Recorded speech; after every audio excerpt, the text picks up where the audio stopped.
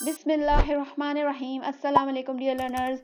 One important question every day के साथ हाजिर खिदमत हूँ। आज का सब्जेक्ट हमारा है उर्दू कंपलसरी पार्ट 2 का, जिसकी ये बुक है और हम चैप्टर 1 से स्टार्ट करेंगे, जो कि है बागो बहार से सैर दूसरे दरवेश की, जो मीर अमन दहलवी ने लिखा हुआ है। इस चैप्टर में से आपके इक्तबास वाला सवाल भी आता है, आपका खुलासा वाला सवाल भी आता है और आपका मुसन्निफ की तर्ज तहरीर की खसूसियात वाला सवाल भी आता है। यानी अगर आप एक चैप्टर पूरा करेंगे तो आपकी 3 सवालों की तैयारी हो जाएगी।